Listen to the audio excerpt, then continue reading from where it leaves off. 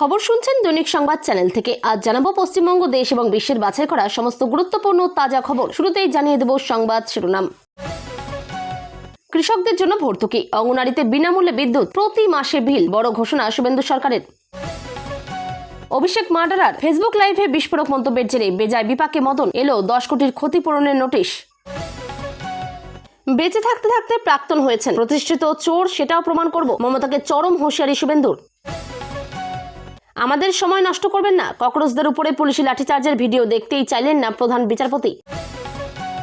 শনিবার CAG report প্রকাশ, Amphan ত্রাণ দুর্নীতি প্রমাণ হলে প্রাক্তন মুখ্যমন্ত্রীকেও ছাড় নয়, জানিয়ে দিলেন শুভেন্দু। মার্শাল ও তার বাহিনী মিলে আমাকে ঘিরে ধাক্কা দিতে দিতে চ্যাংদোলা করে বের করে দিল, ঋতব্রত শিবিরকে আক্রমণ কুণাল ঘোষের। ট্রেনের রাস্তায় নামিয়ে জামাকাপড় খুলে পেটাতাম, 21-এর মঞ্চ ও অভিষেককে নিয়ে বিস্ফোরক হুঙ্কার দিলীপ ঘোষের।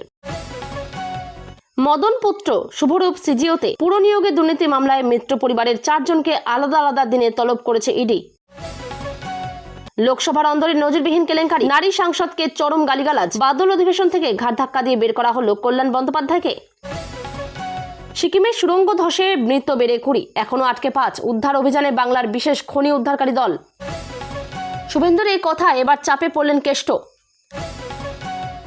100 টাকায় উদ্ধার মাত্র 4.5 টাকা। মোদি জমানার ব্যাংক জালিয়াতি নিয়ে সংসদে বিস্ফোরক তৃণমূল সাংসদ সাগরিকা ঘোষ। সোনম ওয়াংচুকের সঙ্গে গভীর রাতের বৈঠক, সিজেপি নেতাদের সঙ্গে আজই সরকারি বৈঠক, উঠবে আন্দোলন। মোদির আশ্বাস, হরিয়ানা পুলিশের ভরসা, দিল্লি অভিযানে দাড়ি টেনে ফিরে গেলেন কৃষকরা। তৃণমূলের অ্যাকাউন্ট ফ্রিজ কাণ্ডে বিরাট মোড়, ইডির বিরাট জালে এবার দলের এই হেভিওয়েট নেতা। যন্তর মন্তরে ধর্নায় বসা বিক্ষোভকারীদের জন্য দেশের বিভিন্ন প্রান্ত থেকে অনলাইনে পাঠানো হচ্ছে খাবার।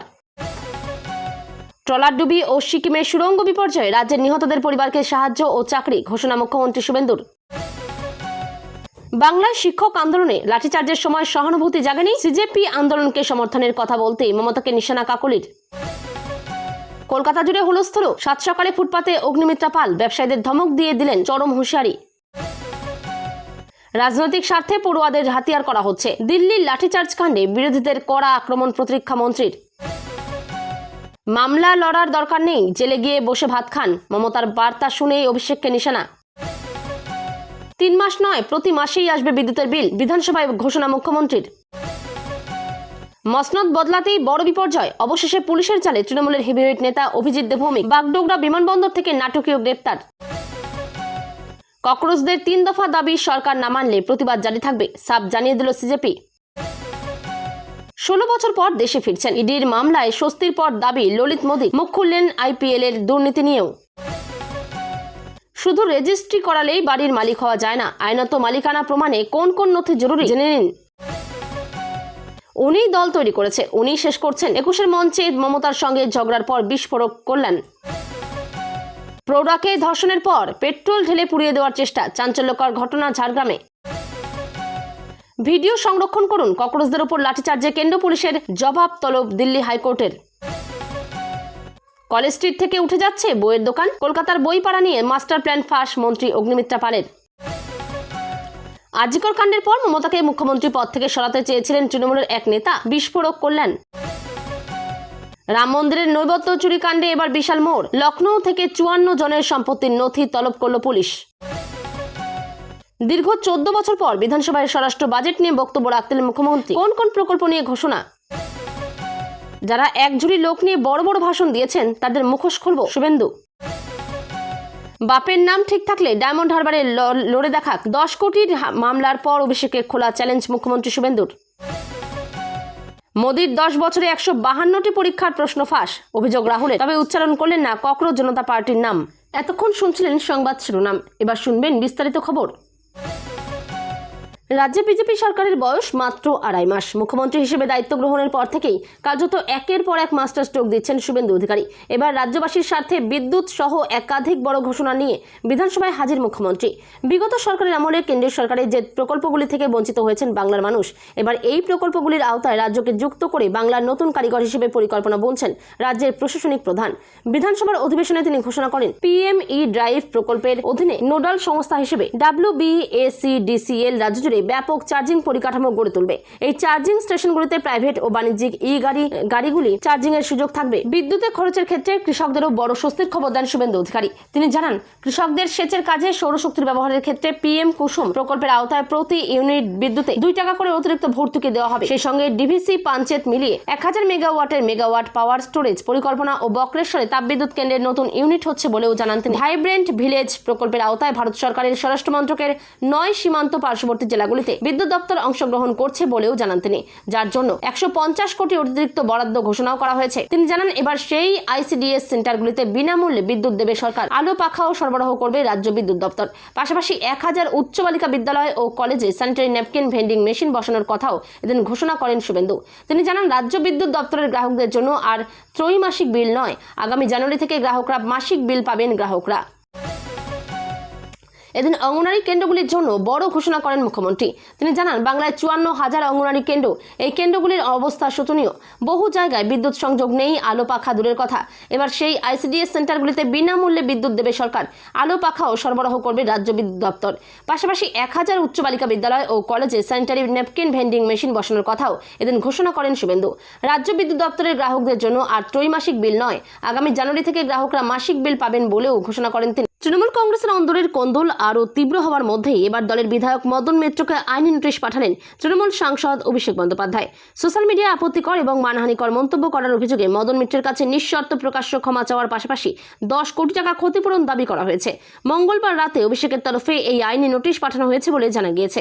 অভিযোগ, গত 19 জুলাই ফেসবুক লাইভে এসে কামারহাটির তৃণমূল বিধায়ক মদন মিত্র অভিষেক বন্দ্যোপাধ্যায়কে খুনি বলে মন্তব্য করেন।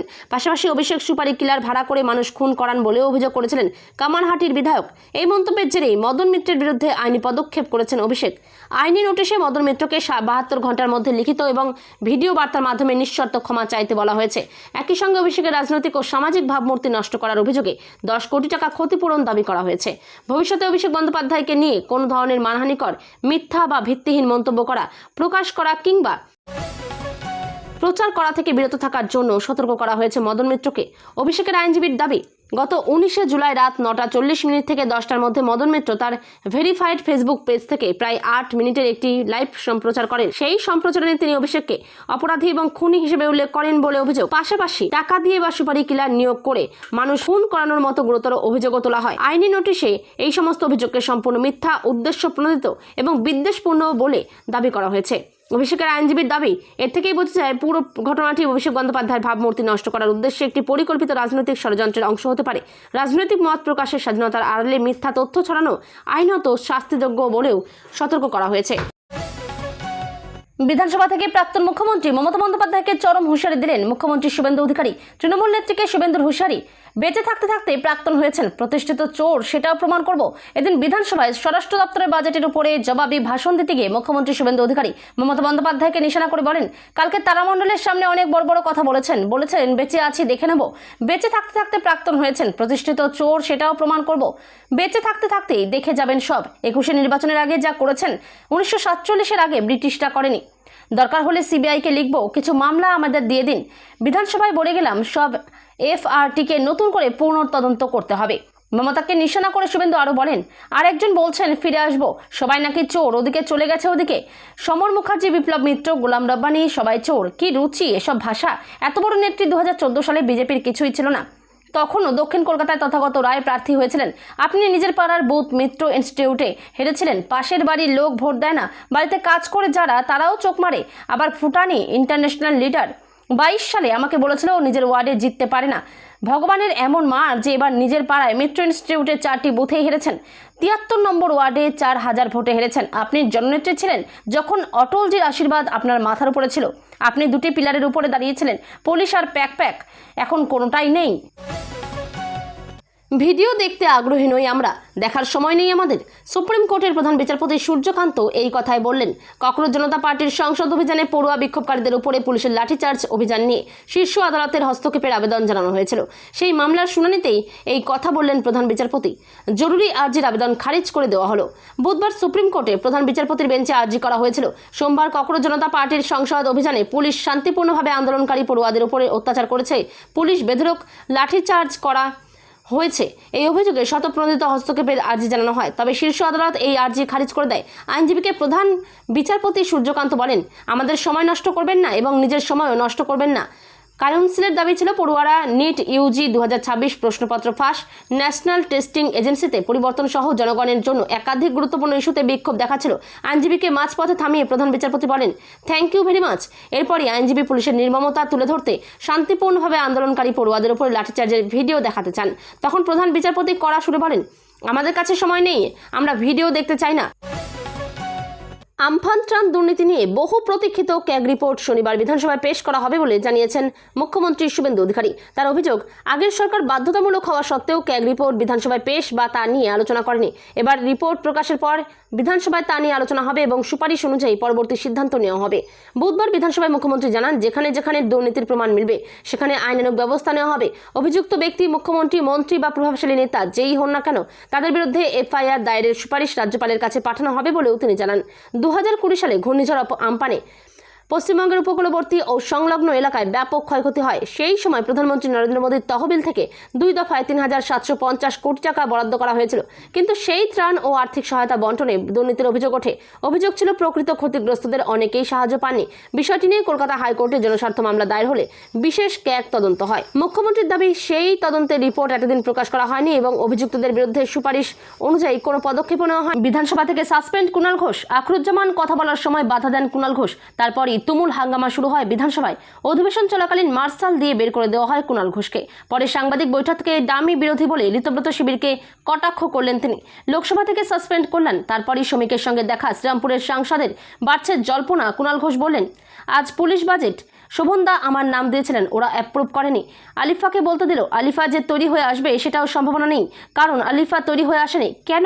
যাতে কোনো ধারালো বক্তৃতা পুলিশ বাজেটে না হয়। তার কারণ বাকি যারা বলবে তারা তো পোষা বিজেপির বি টিম। আমি আখরুজ্জামানকে বললাম, আখরুজ্জামান বললেন, কুণালদা আপনার সঙ্গে আমার সম্পর্ক খারাপ নয়, কিন্তু আমার ওপর নির্দেশ আছে, আমি আপনার নামটা দিতে পারবো না। স্পিকারকে ঋতব্রত শিবিরের গার্জেন বলেও কটাক্ষ করলেন বেলেঘাটার তৃণমূল বিধায়ক। কুণাল বলেন, ডামি বিরোধী দিয়ে, ডামি বক্তা দিয়ে আসল পয়েন্টগুলো অ্যাভয়েড করে ফাঁকা মাঠে গোল দিচ্ছেন। শুনলো না, বললো কথা হবে। স্পিকার ওদের গার্জেন, অনৈতিকভাবে ওদের বিরোধী করেছেন। স্পিকার চিৎকার করে বললেন, বসে কথা বলুন, দাঁড়িয়ে কথা বলবেন না। আরে ওখানে আমি কোথায় বসবো? ওটা তো ওদের বেঞ্চ। গতকাল মঙ্গলবার খণ্ডে খণ্ডে বিভক্ত হয়ে 21শে জুলাই শহীদ দিবস পালন করেছে তৃণমূল কংগ্রেস। মমতা বন্দ্যোপাধ্যায় মঞ্চ থেকে দলীয় কর্মীদের পাশে থাকার বার্তা দিলেও সেই দাবিকে কটাক্ষ করেছেন বর্ষিয়ান বিজেপি নেতা তথা মন্ত্রী দিলীপ ঘোষ।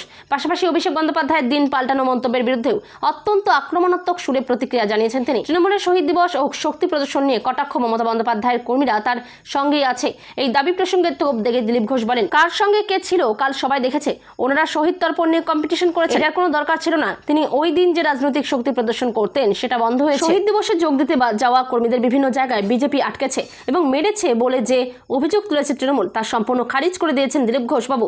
তার স্পষ্ট কথা, আমার জানা নেই বিজেপি কোথাও কাউকে আটকেছে বা মেরেছে বলে। এসব মিথ্যা দিয়ে নিজেদের দুর্বলতা ঢাকার চেষ্টা করছে। ওরা শহীদ দিবস করেছে, সরকার সহযোগিতা করেছে, লোক না এলে তার জন্য বিজেপি দায়ী নয়। আপনাদের শক্তি কতটা তা এতদিনে পরিষ্কার হয়ে গেছে। এতদিন প্রশাসনিক শক্তি লাগিয়ে ডিম ভাতের প্রলোভন দেখিয়ে লোক টেনে আনতেন। পুরনিয়োগ মামলা তদন্তে মদনের দুই পুত্র শুভরূপ ও স্বরূপ এবং স্ত্রী অর্চনা মিত্রকে আলাদা আলাদা দিনে তলব করেছে ইডি। 29শে জুলাই এই মামলার সূত্রেই তলব করা হয়েছে মদনকে। পুরনিয়োগ দুর্নীতি মামলায় ইডি দপ্তরে হাজিরা দিলেন মদন মিত্রের পুত্র শুভরূপ মিত্র। বুধবার সকালে হাতে একটি ফাইল নিয়ে সিজিও কমপ্লেক্সে ঢুকতে দেখা যায় তাকে।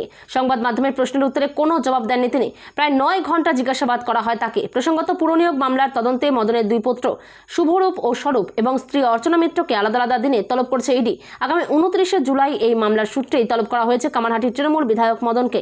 ইডির দাবি, নগদ অর্থ কিংবা সোনাদানার বিনিময়ে টিটাগড় পুরসভায় চাকরি পেয়েছিলেন অন্তত 125 জন।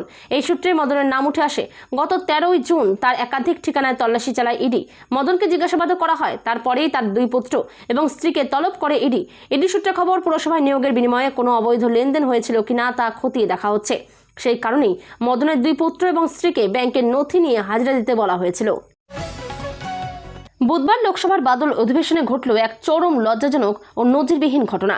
নারী সাংসদদের প্রতি অত্যন্ত কুরুচিকর, অবমাননাকর এবং অসাংবিধানিক শব্দ ব্যবহারের অভিযোগে চলতি লোকসভার বাদল অধিবেশনের বাকি দিনগুলোর জন্য সাসপেন্ড করা হলো সর্বভারতীয় তৃণমূল কংগ্রেসের প্রবীণ সাংসদ কল্যাণ বন্দ্যোপাধ্যায়কে। আজ বুধবার দুপুর 2টায় অধিবেশন পুনরায় শুরু হতেই লোকসভার স্পিকারের পক্ষ থেকে এই শাস্তিমূলক ডিগ্রি জারি করা হয়। সংসদ সূত্রে জানা গেছে, নিট প্রশ্নপত্র ফাঁস সহ একাধিক ইস্যুতে বিরোধী শিবিরের তুমুল হট্টগোলের কারণে আজ সকালের দিকে লোকসভার অধিবেশন সাময়িকভাবে মুলতবি করে দেওয়া হয়। অভিযোগ, হাউস মুলতবি হওয়ার ঠিক পরেই লোকসভা কক্ষের ভেতরেই প্রাক্তন দলীয় সতীর্থ এবং বর্তমানে এনসিপিআই সাংসদদের সঙ্গে তীব্র বাগবিতণ্ডায় জড়িয়ে পড়েন শ্রীরামপুরের তৃণমূল সাংসদ। একাধিক সূত্রের দাবি, তর্কাতর্কির সময় মেজাজ হারিয়ে Kalyan Bandyopadhyay nationalist citizens party of ইন্ডিয়ার নারী সাংসদ মিতালি বাগ, শতাব্দী রায় এবং কাকলি ঘোষ দোসিদারকে লক্ষ্য করে অত্যন্ত অশালীন ও সংসদ বহির্ভূত শব্দ বা গালিগালাজ প্রয়োগ করেন। এমনকি প্রাক্তন সতীর্থদের তিনি চোর বলেও সম্বোধন করেন বলে অভিযোগ। সিকিমের নামচি জেলার সামারডুং এলাকায় এনএইচপিসির তিস্তা স্টেজ 6 জলবিদ্যুৎ প্রকল্পের নির্মীয়মান সুড়ঙ্গে ভয়াবহ ধসের ঘটনায় মৃতের সংখ্যা বেড়ে দাঁড়িয়েছে 20। সোমবার দুপুরে ঘটে যাওয়া এই দুর্ঘটনার 24 ঘন্টারও বেশি সময় পরও সুড়ঙ্গের ভিতরে এখনও 5 জন শ্রমিক আটকে রয়েছেন, যাদের উদ্ধারে যুদ্ধকালীন তৎপরতায় অভিযান চালাচ্ছে একাধিক উদ্ধারকারী দল। নামচির police super Sonam D Bhutia জানিয়েছেন, দুর্ঘটনার সময় মোট 25 জন শ্রমিক ও প্রকল্প সংশ্লিষ্ট কর্মী সুড়ঙ্গের ভিতরে ছিলেন। তাদের মধ্যে 20 জনের মৃত্যুর বিষয়টি নিশ্চিত হয়েছে। এখনও পর্যন্ত 12টি দেহ উদ্ধার করা হয়েছে, যার মধ্যে 7 জনের পরিচয় শনাক্ত করা সম্ভব হয়েছে। বাকি মৃতদের পরিচয় নিশ্চিত করার কাজ চলছে। এনএইচপিসির প্রাথমিক অনুমান, পাথরের মধ্যে জমে থাকা মিথেন গ্যাসের আকস্মিক বিস্ফোরণের জেরেই সুড়ঙ্গে ধস নামে।